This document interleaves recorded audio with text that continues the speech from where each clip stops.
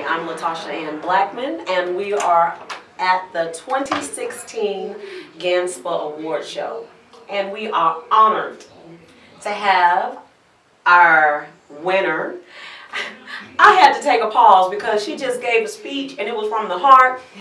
She didn't quite cry. She got a little emotional. And that makes it real. You know, when people get real, sometimes they don't know exactly how they're going to respond. I don't want you to continue to talk to people the same way because obviously what you've given has made you receive. So tell me who you are. Okay. Miss Tina ATL, a poet here in Atlanta. And tell me about your poetry. Tell me something, tell us if there was, if we just evaporated in this moment and you had to leave some footage behind. Okay. Let's leave that footage. All right. Basically, my poetry is pretty much erotica, sensual, and love and safe sex. And basically, everything I write about is coming from the heart. It's something that I've experienced in my lifetime.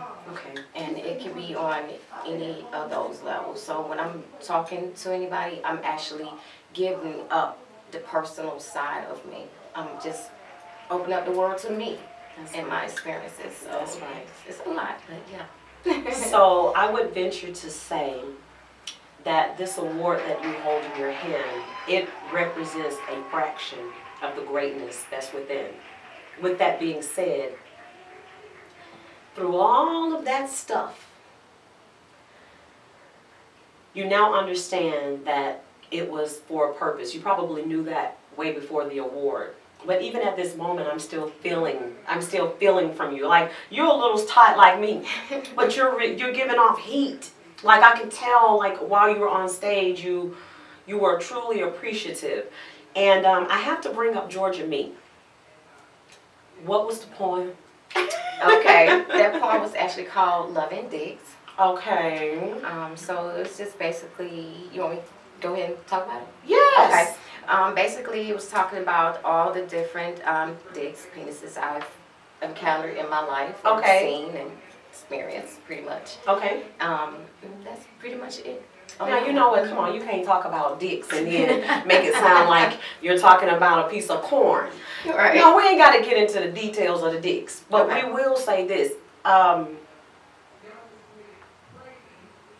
Dicks come and they go. Right. But they leave something behind. Some people might be like, what the hell are they talking about? But no, it's so serious that she found it necessary for you to concentrate. And from that concentration, you were able to evolve from something.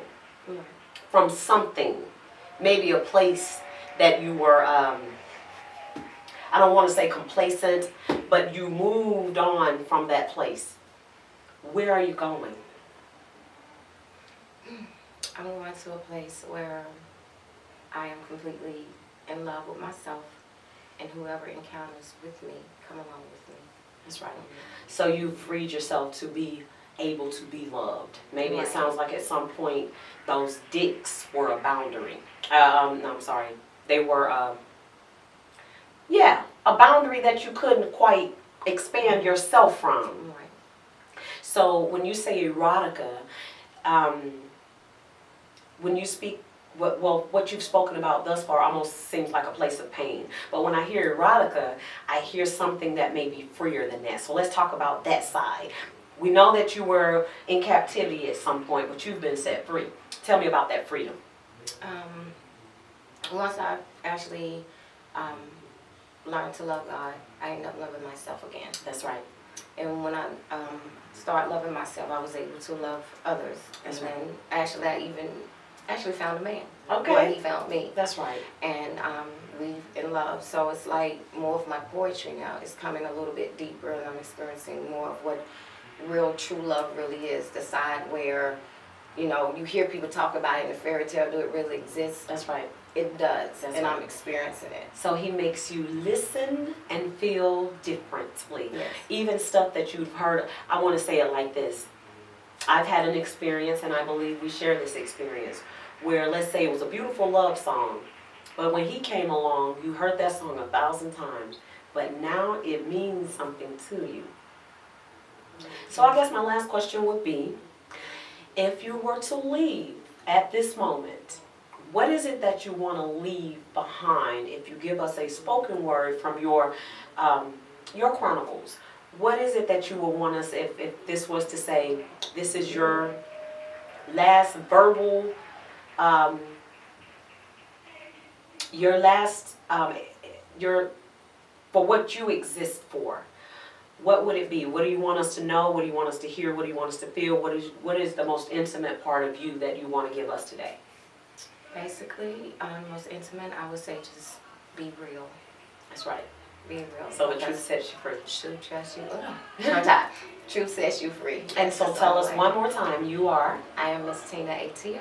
Miss Tina ATL. Yes. All right, and so you are from Atlanta? Yes, I am. Born and raised? Yes, ma'am. Are you? Oh, okay. So where did you go to high school? I went to McNair. Okay. I'm an AT alien myself, so I have to ask that question. I'm a Brady baby, and I'm from the deck too, so I just had to ask that question. Some of our viewers may not know what that means, but if you were from Atlanta, you'll know that all those spaceships and all those things that 3,000. Yes, that they speak about. That's us. Thank you. We look forward to seeing and hearing more from you. Thank you. It was an honor. You. Have a great day. You too. Yes.